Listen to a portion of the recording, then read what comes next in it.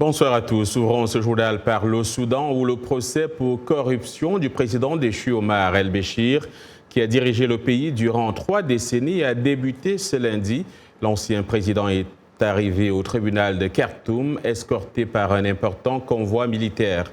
Selon la justice, Omar el-Béchir aurait avoué avoir reçu le versement d'importantes sommes d'argent saoudien en espèces à hauteur de 90 millions de dollars, soit 25 millions du prince Mohammed Ben Salman et 65 millions du roi Abdallah décédé en 2015.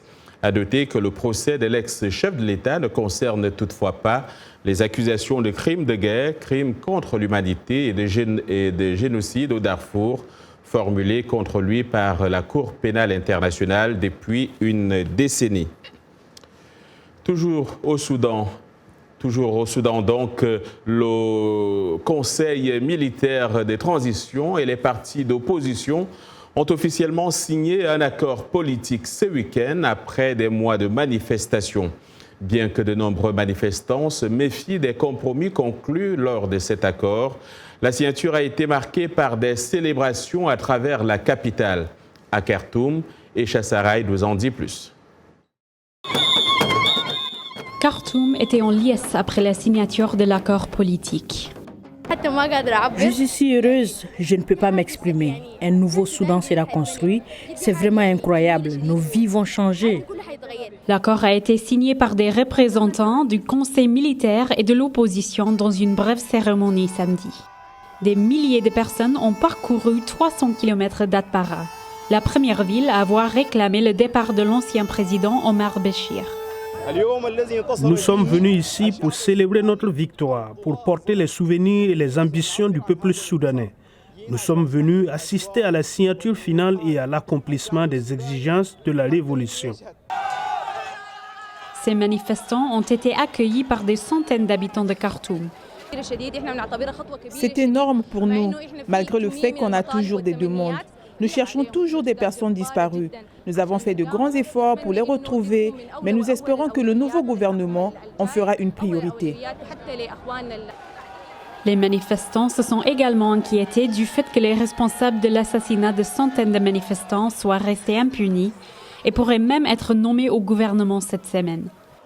Mais pour le moment, le peuple soudanais célèbre l'issue victorieuse de plusieurs mois de mobilisation. Isha Sarai, VOA Afrique, Khartoum.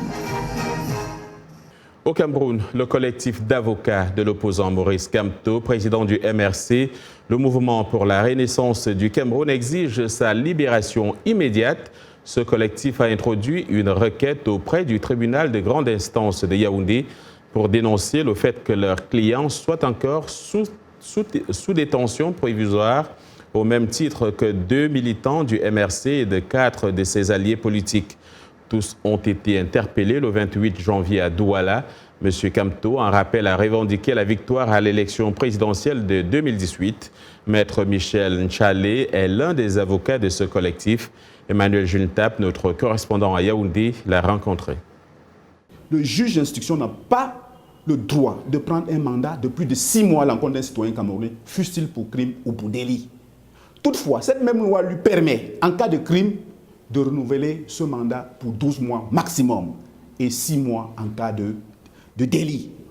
Je vous dis que pour le cas de professeur Maurice Kamto, ils ont effectivement eu un premier mandat de 6 mois qui est arrivé à échéance le 11 août et le 12 août. Cela n'a pas été renouvelé et ne peut pas l'être, je tiens à insister, parce que celui qui devait le faire s'est précipité à rendre son ordonnance de règlement, n'a pas jugé utile de proroger le dit mandat. En conséquence, ces personnes doivent gagner liberté. Ça fait une vingtaine de jours désormais qu'ils sont détenus en toute illégalité. Nous avons déposé des requêtes, nous attendons qu'on les solutionne et qu'on les enrôle. Mais monsieur le président du tribunal de grande instance, juge des libertés, qui sait ce que c'est la liberté, prend tout son temps. Mais nous allons attendre. Également dans l'actualité ce soir, Hong Kong a connu hier sa plus grande manifestation pro-démocratie depuis plusieurs semaines. Des centaines de milliers de protestataires ont bravé la police et des trompes d'eau pour montrer que leur mouvement reste populaire en dépit des violences et des menaces d'intervention de Pékin.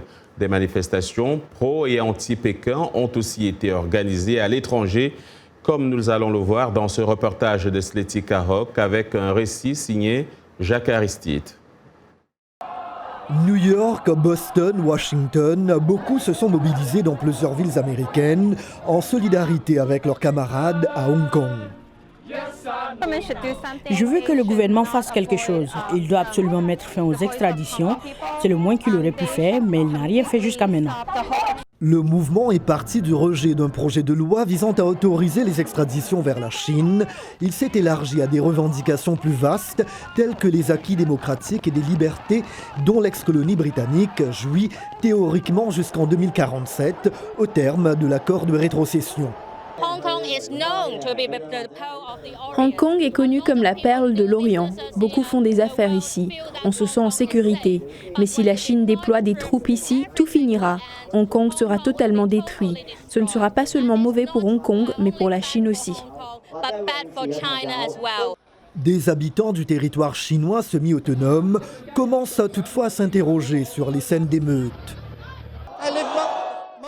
J'ai vécu la plus grande partie de ma vie en Chine. Des centaines de milliers d'Occidentaux vivent en Chine. Alors pourquoi certains de ces manifestants ont-ils peur de la Chine? Pourquoi?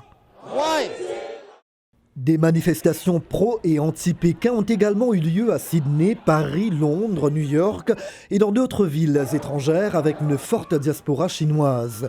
Le mouvement a très peu obtenu de l'exécutif hongkongais pro-Pékin, hormis la suspension du texte autorisant les extraditions vers la Chine continentale. Et puis l'Iran a affirmé ce lundi avoir mis en garde Washington contre une saisie de son pétrolier qui a quitté la veille les eaux du territoire britannique de Gibraltar où il était retenu depuis des semaines et dont la destination finale reste floue. Les autorités de Gibraltar ont refusé dimanche la saisie demandée par Washington en application des sanctions prévues par une loi américaine accusant à nouveau Washington de mener une guerre économique à l'Iran. Le ministre des Affaires étrangères Mohammad Javad Zarif a qualifié lundi la demande américaine de parodie de justice lors d'une conférence de presse à Helsinki. Le mois d'août marque le 400e anniversaire du débarquement des premiers esclaves africains en Virginie. Leur arrivée marqua aussi le début de ce qui allait devenir l'un des chapitres les plus sombres de l'histoire américaine. 224 ans de traite négrière. Christine Kings de VOA nous amène sur les lieux et nous fait découvrir l'histoire de ces premiers Africains des États-Unis ainsi que celle de leurs descendants. Le récit est de Blanche Sano. Il y a 4 siècles, un navire anglais privé dénommé le White Lion a navigué dans ces eaux transportant une cargaison humaine qu'il allait échanger contre de la nourriture et des marchandises. Le navire est arrivé dans la baie de Chesapeake et a jeté l'ancre ici vers la fin du mois d'août 1619. Il avait à bord une vingtaine d'Africains asservis. Fondateur du projet 1619, Calvin Pearson arpente les terres de Fort Monroe à Hampton en Virginie. C'est sur cette portion appelée Port Comfort à l'époque que les premiers esclaves africains ont foulé pour la première fois le sol américain. Les premiers Africains débarqués ici étaient destinés à une vie de servitude. Ils devaient travailler dans les plantations, labourer les champs de maïs, les champs de tabac. C'était une vie qu'ils devaient endurer en sachant qu'ils ne seraient probablement jamais libres. Cela me donne la chair de poule et un sentiment de tristesse. Selon l'historien Bill Wiggin, les premiers Africains capturés n'avaient aucun statut légal jusqu'à ce que la colonie de Virginie légalise officiellement l'esclavage à vie en 1661. Je ne peux pas imaginer l'arrivée dans cette baie de ces individus enchaînés dans un pays étranger et ne sachant rien de l'endroit où ils se trouvaient. On vous sort du navire, puis on vous dit que vous allez travailler ici. Vous allez vivre ici. Les premiers Africains ont été vendus à de riches blancs propriétaires de plantations à Hampton et Jamestown Settlement, qui est devenu la colonie de Virginie. Quelques jours après que le White Lion ait jeté l'ancre en Virginie, un autre navire, le Trésorier, arriva avec quelques esclaves, dont une nommée Angela. Angela est curieusement la seule africaine dont le nom soit écrit dans les registres de 1620 et qui ait survécu. D'autres noms ont peut-être été mentionnés, mais les documents n'ont pas survécu. L'esclavage a débuté en Virginie et c'est là que les premières actions visant à y mettre fin ont commencé. Pendant la guerre civile, 3 esclaves en fuite se sont réfugiés à Fort Monroe auprès des troupes de l'Union. Le major général Benjamin Butler déclara que les esclaves étaient des objets de contrebande ou des biens saisis. Cette décision a finalement protégé des milliers de personnes qui recherchaient la liberté et jeté les bases d'une mesure encore plus grande. Ils ont forcé le gouvernement fédéral et le président Lincoln à publier la proclamation sur l'émancipation qui a conduit au 13e amendement, mettant fin à l'esclavage et ouvrant la voie au 14e amendement qui prévoyait la citoyenneté pour les Noirs en 1868. Fort Monroe est maintenant un monument national, un territoire majestueux que les générations futures peuvent explorer pour s'informer sur l'histoire d'un pays émergent.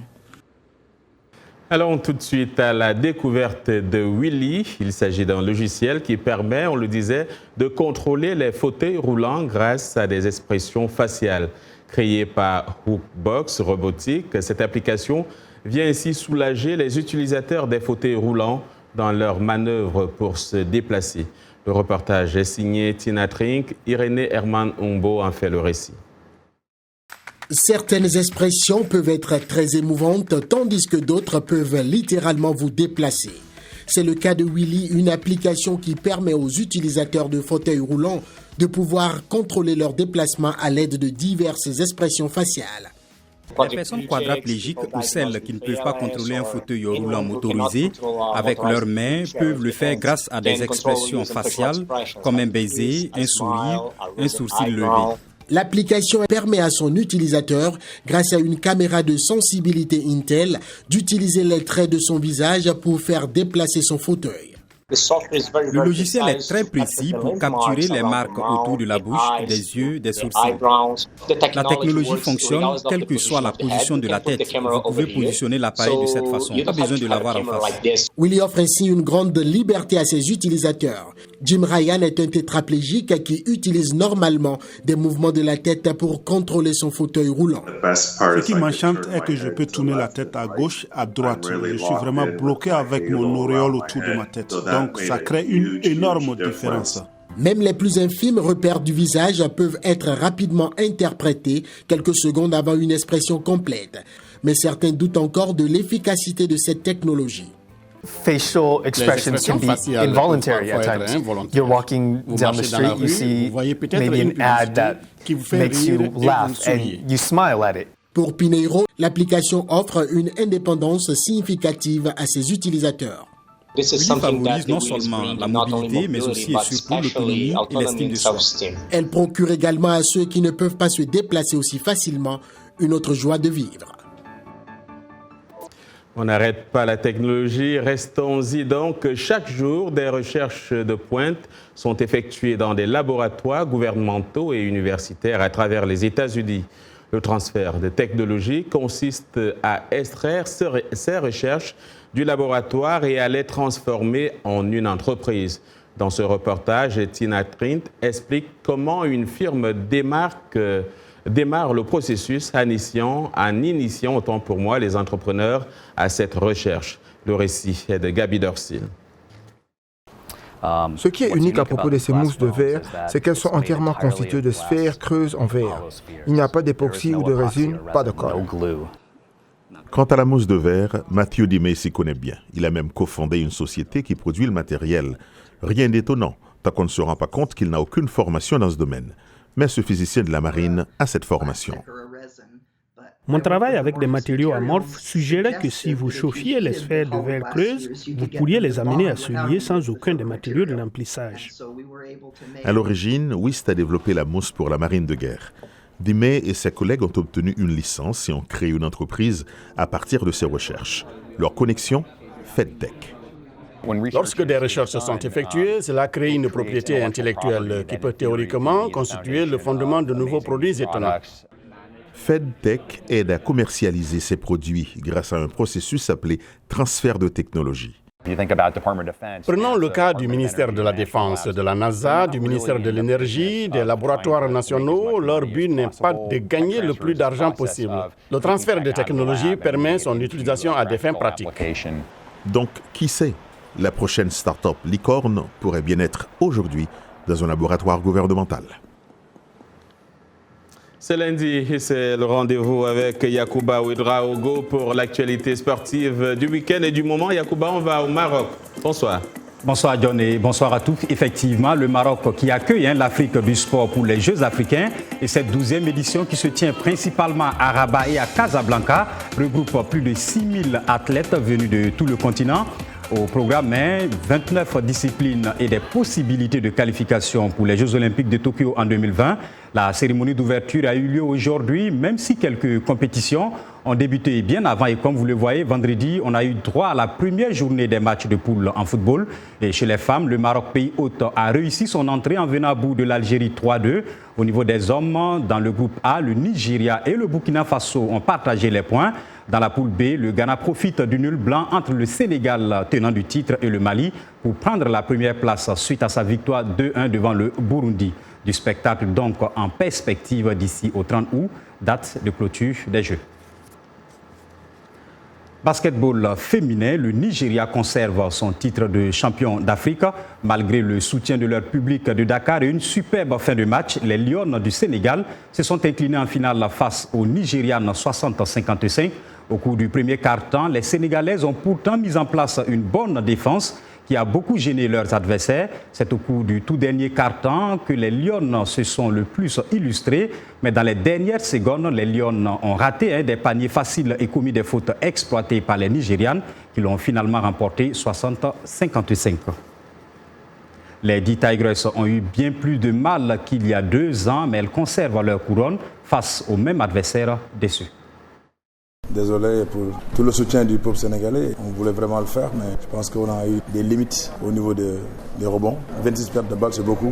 Le Nigeria mérite largement de gagner ce tournoi. On les a donné 13 rebonds offensifs gratuitement. Et dans le money time, on a perdu des ballons. On n'a pas su provoquer des fautes. C'est dommage. Et nous tenons à vraiment remercier tous les Sénégalais qui nous ont soutenus jusqu'au bout, qui ont cru à ça. C'est un moment où c'était très difficile, où on revenait, on était à égalité, on pouvait le faire. Mais on manquait de lucidité et de sérénité, et ça, on l'a payé cash.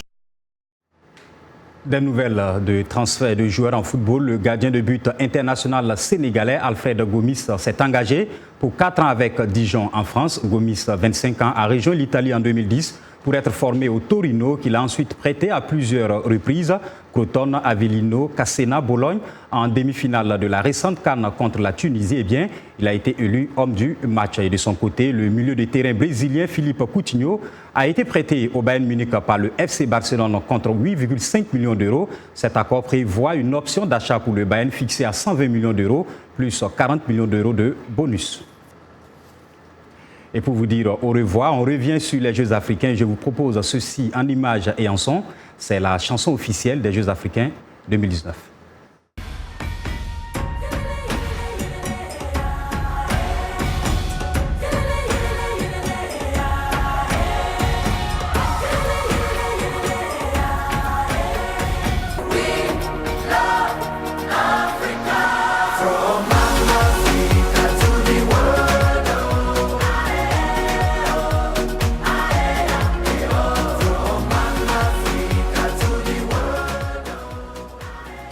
Merci Yacouba. Je ne sais pas si l'INIAM est conseiller aux sportifs en compétition. En tout cas, le mois d'août au Bénin est un mois très particulier, surtout pour ceux qui aiment les INIAM.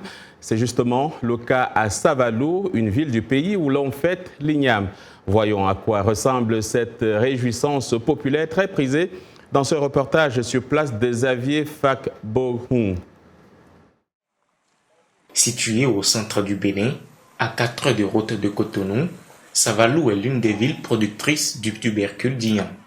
Nous sommes le 14 août, veille de la célébration de la nouvelle Iam. Comme à l'accoutumée, le peuple Mari démarre les hostilités par des rites cultuels et culturels afin de remercier les dieux pour ces bonnes récoltes. Les amis qui viennent de l'étranger ou d'ailleurs, ils ont tous en tête que la fête c'est le 15 août. Mais nous avons choisi le 14 août la veille pour la fête de l'Igname. Et c'est le Palais Royal qui donne l'autorisation. Vous ne pouvez pas entendre les pilons dans une maison avant qu'il y ait eu les cérémonies au Palais Royal.